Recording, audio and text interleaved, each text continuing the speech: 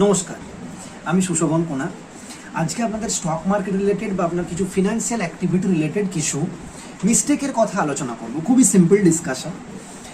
মানে অনেকে অনেক কিছু ভিডিও আছে, দেখবেন যে এটা কিনলে ভালো, এই স্টক কিনলে ভালো, আপনার এইভাবে ফান্ড ম্যানেজ করলে ভালো, এটা কিনুন সেটা কিনুন, কিন্তু কেউ মিস্টেকের ব্যাপারে আলোচনা করে না, যে কোনটা করলে ভুল বা কোনটা করা উচিত না। তাই আমি ফার্স্টেই মিস্টেকের দিকে আসি। কোন কোন মিস্টেক করলে আপনি বেঁচে থাকবেন, নিজেকে বাঁচিয়ে রাখতে পারবেন, কোন কোন মিস্টেক না করলে। সো মিস্টেকগুলো আগে বোঝা দরকার। সো শুরু করা যাবে। প্রথম মিস্টেক যেটা, সেটা হচ্ছে মানে প্রচুর মানুষ পাওয়ার অফ কম্পাউন্ডিংয়ের অর্থই বোঝেন। সবাই হতে চায় প্রথম দিনেই বিলিয়নিয়ার মিলিয়নিয়ার হতে চায়। 5-23 টাকা লাগিয়ে আমাকে বড় লোক হতে হবে, দ্বিতীয় দিন থেকে 21 দিন মে পয়সা ডাবলের মতো অবস্থা। কিন্তু এটা কিন্তু সম্ভব নয়। আপনাকে পেশেন্স রাখতে হবে এবং পাওয়ার অফ কম্পাউন্ডিংয়ের যে ফর্মুলা, যেটাকে অ্যালবার্ট আইনস্টাইন বলেছেন, সায়েন্টিস্ট, উনি বলেছেন যে এটা হচ্ছে 8th wonder of the world. এটার কিন্তু ভ্যালুটা বুঝতে হবে এবং এটা যেটা ফর্মুলা সেটা বুঝতে হবে যে আপনি যত কম বয়সে ইনভেস্ট করবেন সেটার বেসিসে আপনার পাওয়ার অফ কম্পাউন্ডিংয়ের গ্রোথ জার্নি কিন্তু আপনি এনজয় করতে পারবেন। সো আপনি যদি আজকে 20 বছর বয়স থেকে ইনভেস্ট করা স্টার্ট করেন, আপনি পাওয়ার অফ কম্পাউন্ডিংয়ের এফেক্ট কিন্তু তখনই পাবেন আপনার যখন 60 ইয়ার্স ওল্ড, 50 ইয়ার্স ওল্ড। তখন থেকেই আপনার পয়সা হিউজ পরিমাণে মাল্টিপ্লাই হতে শুরু করবে। আপনারা অনেকেই জানেন, এবং এটা না জানলে এটা পরে একদিন ডিসকাশন করব, পুরো ফর্মুলা দেখিয়ে ডিসকাশন করব। নেক্সট মানে এটা থেকে এটাই বোঝাতে চাইলাম যে খুব জলদি সম্ভব আপনাকে ইনভেস্ট স্টার্ট করতে হবে, যত কম এজে সম্ভব, ঠিক আছে? তবেই আপনি পাওয়ার অফ কম্পাউন্ডিংয়ের অ্যাকচুয়াল গ্রোথ জার্নি কিন্তু মানে যে মজাটা সেটা পাবেন। সেকেন্ড যে মিস্টেকটা লোকে করে সেটা হচ্ছে, স্টক কেউ বললো, রিলেটিভ বললো, বন্ধু বললো, স্টকটা পারচেস করে নেয়। আপনি মোবাইল কেনার ক্ষেত্রে এরকম করেন না। ল্যাপটপ কেনার ক্ষেত্রে করেন না। কিন্তু আপনি স্টক কেনার ক্ষেত্রে, শেয়ার কেনার ক্ষেত্রে কিন্তু আপনি করবেন। যে বললো এই স্টক কেনে না, ওই স্টক কেনে না, আপনি কিন্তু ফটাফট দুমাদুমি কিনে নিলেন। এটা কিন্তু একেবারেই করবেন না। একটু নলেজ রাখুন, একটু পড়াশোনা করুন, সেটা সম্পর্কে যথেষ্ট রিসার্চ করুন, তবেই আপনি কিন্তু স্টকটা পারচেস করুন। এবং যে স্টকটাকে আপনি সব থেকে ভালো, আপনার যেটা সার্কেল অফ কম্পিটেন্স, মানে যেটা আপনি বোঝেন, সেই ধরনের স্টক কিনুন। আপনার যদি মনে হয় যে না, আইটিসি সিগারেট বিক্রি হচ্ছে, আমি তো কোম্পানিকে নিজের রেভিনিউ দিচ্ছি, আইটিসির আশীর্বাদ আটা বিক্রি হচ্ছে, আমি আইটিসি স্টক কিনবো। এয়ারটেল তো সবাই ইউজ করছে, আমি এয়ারটেলের স্টকটা কিনবো। রিলায়েন্স জিও তো সবাই ইউজ করছে, এটা একটা মনোপলি মার্কেট, মানে ডুওপলি হয়ে গেছে এখন, জিও, ভোডাফোন, এয়ারটেল। আমি কোনো স্টক রেকমেন্ড করছি না, জাস্ট আলোচনা করছি। মানে এই ধরনের স্টক যেগুলো আপনি দেখতে পাচ্ছেন মার্কেটে, সুপ্রিমের পাইপ বিক্রি হচ্ছে, এশিয়ান পেন্টসের পেন্ট বিক্রি হচ্ছে, এই ধরনের স্টকগুলোকে আপনি দেখতে পারেন, ঠিক আছে? মানে আপনি নলেজ রেখে তারপরে স্টকটা পারচেস করুন। থার্ড যে মিস্টেকটা মানুষ করে সেটা হচ্ছে, মানুষ নিজের ক্যাশ ফ্লোটাকে কিন্তু কোনোদিন ট্র্যাক করে না। একটা কথা অবশ্যই মাথায় রাখবেন যে পয়সা কিন্তু কামানো সোজা, পয়সা কিন্তু ম্যানেজ করা টাফ। তাহলে আপনার ক্যাশ ফ্লোটাকে অবশ্যই ম্যানেজড ওয়েতে রাখুন, যাতে আপনার ব্যাড এক্সপেন্স না হয়। ব্যাড এক্সপেন্স হলে যখনই আপনি ম্যানেজ করবেন, তখনই আপনার ব্যাড এক্সপেন্স আপনি কিন্তু কাট করতে পারবেন। মান্থলি যদি আপনি সেটাকে রিভিউ করেন, তাহলে কিন্তু আপনার ব্যাড এক্সপেন্স কাট হয়ে যাবে এবং সেই টাকাটা আপনি ইনভেস্ট করতে পারবেন। বোঝা গেল? ফোর্থ মিস্টেক যেটা করে, মানুষের কোনো ফিনান্সিয়াল গোল সেট থাকে না। প্রচুর মানুষ আছেন, আমি সবার কথা বলছি না, আমি জাস্ট বেসিক আলোচনার মধ্যে যাচ্ছি। প্রচুর মানুষ আছেন যাদের ফিনান্সিয়াল গোল থাকে না।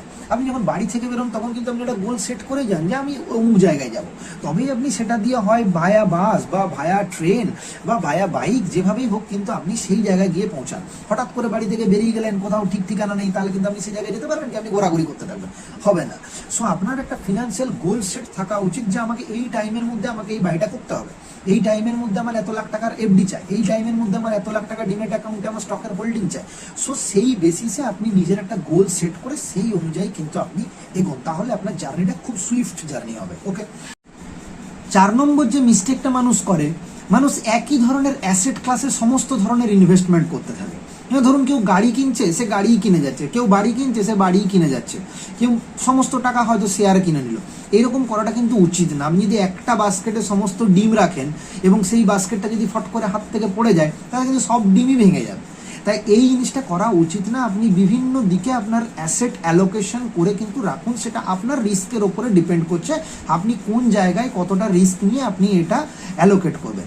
আপনি মিউচুয়াল ফান্ডেও টাকা রাখুন, কিছুটা পরিমাণ ডিম্যাটের থ্রু ডিরেক্ট শেয়ারও কিনুন, কিছু পরিমাণ রিয়েল এস্টেটেও ইনভেস্ট করুন, কিছু পরিমাণ গোল্ডেও ইনভেস্ট করুন, কিছু পরিমাণ গভর্নমেন্ট বন্ডেও ইনভেস্ট করুন। এইভাবে আপনি বিভিন্ন অ্যাসেট ক্লাসে ইনভেস্ট করুন। এটা কিন্তু মানে একটা নলেজ যেটা অনেক মানুষই করেন না, বিভিন্ন একই দিকে ইনভেস্ট করে দেন, এটা কিন্তু উচিত না। 5 নম্বর হচ্ছে আমাদের ইন্ডিয়ার মধ্যে অ্যাপ্রোচটা আমি লক্ষ্য করেছি যে প্রচুর মানুষ প্রচণ্ড কনজারভেটিভ অ্যাপ্রোচ। এই অ্যাপ্রোচটা কিন্তু একেবারেই ভালো না, যে আমি শুধু এফডিতেই টাকা রাখবো তবেই আমার সেফ, গভর্নমেন্ট আমার সেফ। এই এফডির কনসেপ্টটা কিন্তু এখান থেকে কিন্তু বেরোতে হবে মানুষকে। কারণ আপনি যদি ইকুইটিতে ইনভেস্ট না করেন, আপনি যদি বিজনেসে ইনভেস্ট না করেন বা মিউচুয়াল ফান্ডে ইনভেস্ট না করেন, তাহলে কিন্তু সেই জায়গাটা আপনি অ্যাচিভ করতে পারবেন না। কারণ আপনার এফডির ইন্টারেস্ট কত? 6.5% আপনার ইন্টারেস্ট। সেই ইন্টারেস্ট আপনার ইনফ্লেশনের থেকে তো কম। আপনার ইনফ্লেশন তো আপনার এফডিকে বিট করে চলে যাচ্ছে, তাহলে আপনার না জানতেই আপনার টাকা ডিগ্রোথ হচ্ছে। তাহলে এই কনজারভেটিভ চিন্তা ভাবনা থেকে কিন্তু মানুষকে বেরোতে হবে, এটা একটা মিস্টেক। নেক্সট মিস্টেকের কথা যদি আপনি বলতে চান, সেটা কীরকম? অনেকে ভাবে যে আমি একটা গাড়ি কিনে নিলাম, মানে 4 হুইলার, যেটা আমার একটা অ্যাসেট। আমি একটা বাড়ি কিনে নিলাম, লাক্সারিয়াস হাউস, সেটা আমার একটা অ্যাসেট। বাট আপনার 4 হুইলারটা কিন্তু আপনার অ্যাসেট নয়। আপনি যদি সেটাকে রেন্টে না দেন, তাহলে কিন্তু আপনার ওটা একটা ফুয়েল কস্ট আছে, সেটা একটা মেনটেন্যান্স কস্ট আছে, সেটা কিন্তু আপনার লায়াবিলিটি হিসাবে কাজ করবে। ঠিক আছে, তাই জন্যই আজকে ফ্লিট কার, যেমন ওলা, উবের, এরা এত বড় বড় $1 বিলিয়ন স্টার্ট আপ কেন হয়েছে? এরা ফ্লিট কার, আপনি যখনই হায়ার করবেন তখনও আসবে, আপনাকে নিয়ে চলে যাবে, আপনার ওখানে ঝামেলা খতম। সো আপনাকে গাড়িটা কিনে আপনার পুরো টাকাটা এনগেজ করে রাখতে হচ্ছে না, তাই জন্য এরা $1 বিলিয়ন স্টার্ট আপ হয়েছে। হ্যাঁ, তো ব্যাপারটা এই জায়গাতেই যে আপনি যদি গাড়িটা কিনে মনে করেন যেটা আমার অ্যাসেট, হ্যাঁ অবশ্যই সেটা যদি আপনি রেন্টে দেন সেটা কিন্তু আপনার অ্যাসেট। বাট সেটা যদি আপনার বাড়িতে দাঁড়িয়ে থাকে, আপনার কিন্তু মানি ডিগ্রোথ হচ্ছে, আপনার কিন্তু সেটার মেনটেন্যান্স কস্ট লাগছে, সমস্ত কিছু আছে, তাই জন্য সেটা অ্যাসেট নয়, সেটা একটা লায়াবিলিটিস। আপনি সেরকম সেম কেস যদি আপনি গাড়িটাকে রেন্টে না দেন, আপনি যেটা হিউজ মানে লাক্সারিয়াস বাড়ি কেনেন, সেক্ষেত্রে কিন্তু সেটা আপনার লায়াবিলিটি। এই জিনিসটা কিন্তু মানুষকে বুঝতে হবে। সো অ্যাসেট আর লায়াবিলিটি পার্থক্য আশা করি আমি বোঝাতে পেরেছি। নেক্সট যেটা মিস্টেক হচ্ছে, কিছু মানুষের মধ্যে এই চিন্তা ভাবনা আছে যে আমি ইনভেস্ট পরে করব, আর তো প্রচুর সময় আছে, ইনভেস্ট পরে করব। প্রথমেই বলেছি, আপনি কিন্তু যত তাড়াতাড়ি ইনভেস্ট করবেন তত তাড়াতাড়ি কিন্তু আপনি পাওয়ার অফ কম্পাউন্ডিংয়ের জার্নি কিন্তু উপভোগ করবেন, নইলে কিন্তু এটা কিন্তু করা যাবে না। সো ভেরি অনেস্টলি এবং রিকোয়েস্ট করছি, যত জলদি সম্ভব আপনি প্রোক্রাস্টিনেশন না করে আপনি ইনভেস্ট কিন্তু স্টার্ট করুন। ঠিক আছে, আর একটা মিস্টেক মানে আমাদের ইন্ডিয়ান পাবলিক বা অনেক মানুষই করে থাকেন, ল্যাক অফ পেশেন্স। আপনার একদমই ধৈর্য নেই, প্রথম দিন থেকেই মনে হচ্ছে এটা কিনেই আমি বড় লোক হয়ে যাব। আচ্ছা, আপনি যদি কোনো জমি কেনেন বা বাড়ি কেনেন, আপনি এই ধরনের কোনো মেন্টালিটি রাখেন যে আজকে আমি বাড়িটা কিনলাম, কাল থেকে আমি দাম দেখতে শুরু করলাম, 5 লাখ টাকা কিনে যে 5 লাখ 2 টাকা হলো, 5 লাখ 5 টাকা হলো, এরকম দেখেন না। কিন্তু আপনি স্টক যখনই আপনি মানে শেয়ার কেনেন, তখনই কিন্তু আপনার এই ধরনের মেন্টালিটি চলে আসে, 200 টাকায় কিনলাম, 205 টাকা হলো না 207 টাকা হলো না 198 টাকা হলো, এই ধরনের মেন্টালিটি চলে আসে।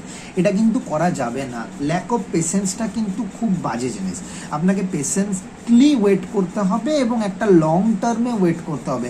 আজ পর্যন্ত একটা সার্ভেতে দেখা গেছে, যারা ব্লু চিপ স্টকে ইনভেস্ট করেন এবং একটা লং টার্মে ইনভেস্ট করেন, টাকা কিন্তু লোকের ডিগ্রোথ হয়নি, সবাই কিন্তু ওখান থেকে পয়সা কামিয়েছেনি।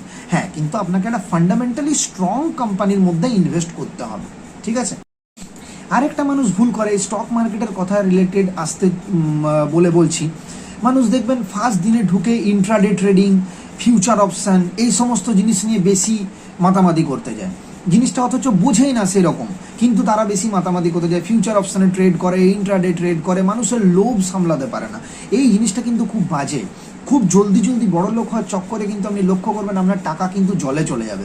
সো এই জিনিসটা অবশ্যই করবেন না। এটা কিন্তু মানে এটা যা মানে 1% ট্রেডার কিন্তু এখানে সাকসেসফুল হয়। এটা নিয়ে আরেকদিন ডিসকাস করবো যে এটা হচ্ছে একটা ওয়ান ওয়ে মার্কেট, মানে উইন উইন সিচুয়েশন নয়। কিন্তু এই মডেলটা কিন্তু উইন লুজ মডেল। এখানে 1% ট্রেডার যেতে 99% ট্রেডার কিন্তু পয়সা নিজের গাইয়ে যায়।